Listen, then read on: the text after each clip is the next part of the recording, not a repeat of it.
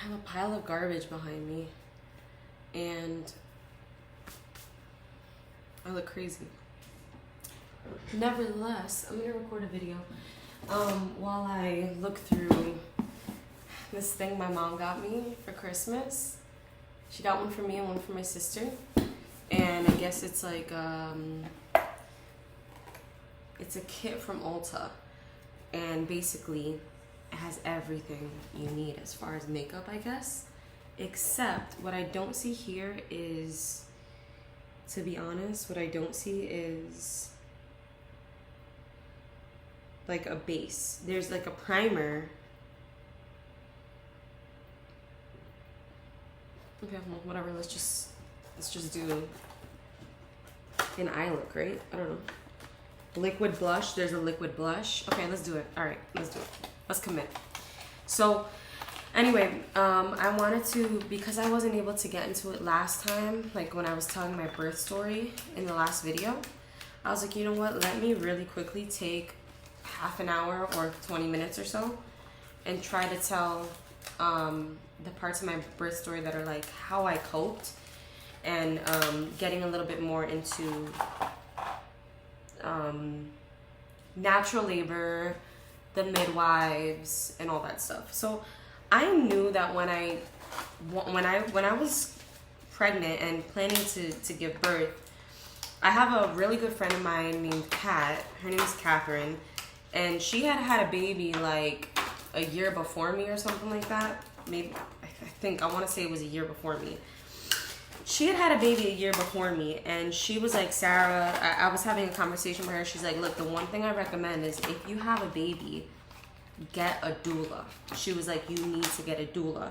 So she was the one that introduced me to the concept of doulas, because honestly, I didn't know anything about doulas, midwives, nothing. I guess like everybody else, I was kind of like, okay, like I'm gonna give birth in a hospital, just regular birth. But she told me get a doula. She was like, they advocate for you. You have somebody to advocate for you. Little did I know like how important that was and what that really meant. You know what I mean? I was just like, oh, okay, bet, like a doula, okay.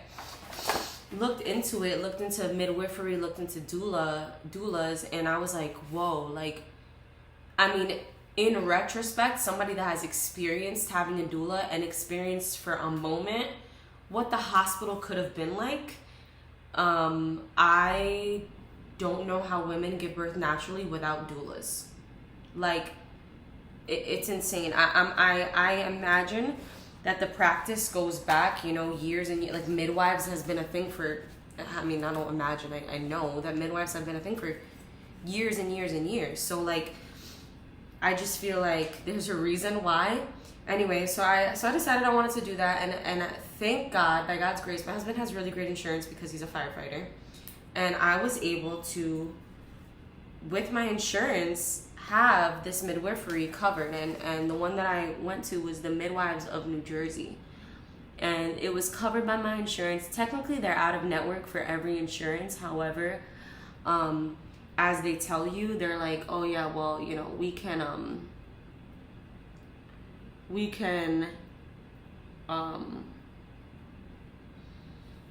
call your insurance, and typically the insurance places will make an exception for us, which is a thing. I don't know. Anyway, it ended up that my insurance covered the Midwives of New Jersey. So I'm like, okay, this is amazing. And I'm seeing them, and I have these plans for, I'm just going to specifically talk about the birth. My mother gave birth to me and my sister completely unmedicated. So I don't know, I just had a personal goal. It was just a personal goal to not get an epidural and to try to do things without medication. So that was my goal going in. However, even though I told myself I didn't want an epidural, I told myself that I would be willing to do nitrous oxide. And if you guys don't know what nitrous oxide is basically, again, I'm gonna be hopping around. I'm just talking. Nitrous oxide is like laughing gas that they give you at the dentist's office. It's what they give you at the dentist's office when they're gonna like put you under for like a procedure. So nitrous oxide is weird because I haven't looked into it, but I'll tell you this. I think it's colloquially known as gas and air or laughing gas, but it's nitrous oxide. And I believe what happens is if you take enough nitrous oxide, if you breathe it in continually for an extended amount of time, you will like pass out. So it's like you can go under. Like it's a way to get you to like go under, but it has to be like a continual stream of nitrous oxide. And I'm talking like completely out of my armpit right now because I don't know if that's true, but I'm pretty sure that that's the case. So anyway, I'm gonna take a little darker shade here. All right, let's try. Let's just go for it. You're not supposed to blow it, right? Because you get the germs or whatever. So anyway, so I'm like, okay, I'm willing to do that, but I just don't want to get the epidural. Anyway, my dream, I didn't want to do a home birth, but what I wanted to do was a middle of the line bathtub birth in a birthing center. So that was my plan for my birth. Bathtub birth in a birthing center. I knew the benefits of like bathtub births. I knew that they say it helps with like tearing, that you might not tear because you're softening up down there, and it also is a helpful pain management tool and all that stuff. Anyway, come to find out, like halfway through my pregnancy, no, not halfway. Basically, you know, I took the gestational diabetes test and I passed it, but I passed it by a really slim margin. And so basically, my midwives made me retake the test, and basically I found out that I was gestationally diabetic. My numbers weren't crazy. My numbers were never anything crazy because I ended up having to take insulin. I opted for insulin instead of metformin because like they haven't done enough studies on metformin, in my opinion, that I felt it was safe to take metformin like orally, like a pill, even though it's, I'm sure, way easier because insulin I had to inject myself with a needle nightly, and that was not fun. But basically, let me keep going here. Should I just go darker since I'm just going crazy right now? I don't have mascara here, so this is gonna be a very incomplete look. I'm just like having fun. So I had to inject myself with insulin, and it was every night. And the only numbers that were bad, I was able to control most of my numbers with my diet, but the only numbers that I couldn't control with my diet, being gestationally like diabetic, was my morning numbers. The numbers when I woke up were always high, and they say that that's because, like, you know, your hormones overnight and stuff. That's what's gonna happen, you know. So I ended up having to take insulin to control my diabetes. And all right, let's try. Let me do like a shimmer on the eye. Why not, right? I don't know, this gold color is like calling my name. It's like a gold shimmer. Is it gonna shimmer? Wow, it's not doing anything. So anyway, why am I bringing up the diabetes? Because once you have gestational diabetes, you are considered to have a high-risk pregnancy. Now, mind you, I didn't get diagnosed with gestational diabetes until like 34 weeks because my midwives were advocating for me to be able to just keep trying a diet-controlled situation. And then I saw a nutritionist super late, and then the nutritionist told me the same stuff I already knew. And that was a whole experience. I could go into depth about the gestational diabetes alone, but the reason why I'm going into it at all is because once you have gestational diabetes, it is considered a high-risk pregnancy, which affects the birth plans that you have. I was no longer allowed. I didn't qualify for the birth center anymore, unfortunately. And I had to give birth in the hospital. So I knew I was going to have a hospital birth. I was gearing up for it. I knew it was going to be a hospital birth, and it was just now a matter of, okay, so at least the bath portion of pain management wise is taken away from me. And now I need to figure out how to manage my pain in other ways so that I could still have a successful birth and a natural birth, a natural labor process. So basically, what ended up happening is I had a couple of methods at hand.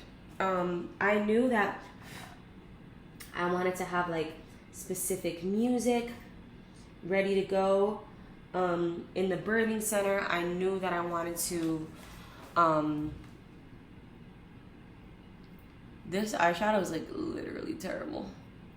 I love you, Mom, but yeah, it's like it's not the pigment and like can't see it. Okay. So one of my coping methods was going to be the atmosphere. I wanted to have like a very calm atmosphere, twinkle lights, essential oils, you know, music, calming music, whatever. Okay, when it came, and then those were 3. So let's say atmosphere. That was one of the tactics I wanted to use to cope.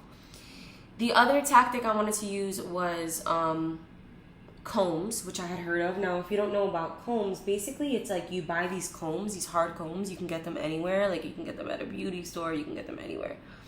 You buy these hard combs, and when you're in labor and when you're experiencing contractions, you're gonna squeeze on those combs.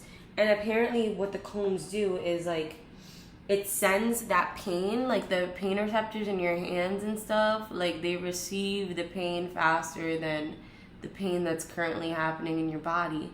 So basically, the pain from your hands is going to reach your brain faster than the pain from the contractions. So I used those. I was using those early. And then the other tactics I wanted to use was movements. And the other tactic I wanted to use was, like I said, affirmations. That was another one. And the last one was the nitrous oxide if needed. When I was like 3 centimeters dilated, okay, so this is where we're at with the eyes. This is bad. When I was like 3 centimeters dilated, I was already experiencing like 7 out of 10 pain. And I was like, if this is only going up from here, like I am done. This is not good. This is not, I'm gonna die. Like I was just like, if the pain is only going up and I'm only 3 centimeters out of 10 centimeters, this is not a good situation for me. Well, I was right. But I was using the combs early, so I was using the comb method, and it was helping, honestly. But at the same time, the level of pain you're having from contractions and the level of pain you would have from the comb are not comparable, like in the slightest. But it is somewhat distracting, you know? So I did use those. I would say the most helpful coping mechanisms for me, honestly, was the worship music I was listening. It was the worship music I was listening to, which I was just listening to an instrumental worship music YouTube video from this guy Jonathan Ogden, and I was listening to that on repeat. There were times where it would turn off or it would switch to something else, and I would immediately tell Ola, my husband, put the instrumental back on, because I'm getting over the flu and strep. It's been more than a week. Anyway, I would immediately tell him, put the instrumental back on. I was like living for that instrumental. It was keeping me in the zone. So the combs were good. If I had to rate the combs, okay, let's rate coping mechanisms out of 10. Combs, 5 out of 10. Like average, okay, it helped kind of. Okay. Actually, I really like this gloss a lot. I'm not gonna lie. It has that smell, like, you know when you're a kid, when you're like 12 and you have lip gloss? That's what this lip gloss smells like. I look crazy with this eyeshadow and like nothing else and lip gloss. I look like an actual crazy person. I really like putting something on my lips, like the feeling of it. So relaxing.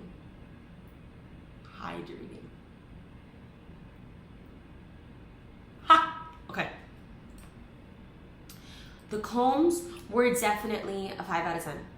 The music was a 10 out of 10. Something about that music. Okay? Next up, affirmations. The affirmations were scripture based, most of them. Some of them were like, you were made for this, you know, your body, whatever. But anything that was focused on God and scripture was what was getting me through. I'm not going to lie to you, because I had to rely on something outside of myself. You cannot, in my opinion, you cannot rely on yourself in that moment. You like, how would I have relied on myself in that moment? I had nothing. Like, you're pushed beyond yourself. There's a lot of like theories and stuff like that of like pain-free childbirth, this, that. I'm sorry, like the Bible, like we're gonna have pain, you know?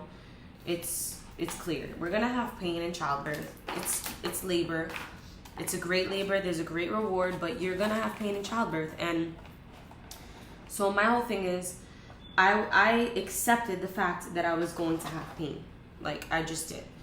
So anyway, I had to, you know, what I was relying on was scripture, that, you know, that God is with me. I can do all things through Christ who gives me strength. That God created my body to be able to give birth. Like, this is something that he had in mind when he created women, you know, like things like that. Those things were the things that were like getting me through. And just tons of verses. I couldn't tell you off the top of my head, and I'm trying to get through it, this whole thing quickly, but wow, I don't know, I kind of like this liquid blush. Like, it looks stupid because I don't have anything else on, but I look so funny. I look like a clown. I should be clown makeup. So anyway, so like, you know, affirmations were a 10 out of 10, honestly. Affirmations, what I was doing was, and this was during more so, like, I would say this was helping me during, like, pre-labor. Because if active labor starts at 6 centimeters, at 6 centimeters, I think at that point, we were just, it was bad. And I'll go into what I mean by that, but it was rough. So that was that. So then that was the affirmations. Now let's get into, once I start going, here's the thing is that when I started getting into active labor, like 6 centimeters around there, the only way I was progressing was side lying. Like, we found a position that worked for me. So as far as like moving through the pain and stuff like that, and I can't even imagine moving through the pain. I don't know how people do it, and I think for the next kid and for the next labor and delivery, I think I want to do it naturally again, as traumatizing. And I do say it's traumatizing because there's no pain like that. There are women that I've seen that are like smiling through labor and birth and delivery, and I'm just like, how? I don't know if it's some kind, it's a mental game. It is a mental game, I'm not gonna lie. It is a mental game. But I guess they psych themselves out so much and get into that zone so much that they are somehow able to surpass like the human ability to take pain. Because I was struggling. I did it, but I was struggling. So yeah, when I got to the 6 centimeters, I had to stay in that side lying position because that side lying position was allowing me to progress. And honestly, I can't imagine moving around in the pain that I was in, because once I had those contractions, I was tensing up. And you know what? Maybe if I was moving, that wouldn't be happening. Maybe if I was doing the swaying, if I was holding on to my partner, maybe that would have helped. But I was tensing up so much that I don't know about the movement. But anyway, so it then came in, and then the other pain relief measures was counter pressure. So basically every contraction, somebody was squeezing the heck out of my back. Whether it was my doula, my midwife, or my husband, somebody was pushing on my back and pushing my back together. Now, I had most of my pain in my back. Actually, I had all of my pain in my back. I don't remember feeling any pain in the front. All of my pain was in my back from the beginning of labor straight through till the end. And the contractions were so bad that like pushing Liam out felt like relief to me. Like, I don't know, people talk about the ring of fire, this, that. I promise you, I do not remember a ring of fire. I didn't feel a ring of fire because contractions were so painful for me. And I guess, like, I don't want to, this isn't to, like, scare anybody or, like, I'm going to have to make, like, a part 2. Because this is already 20 minutes. Let me make a part 2.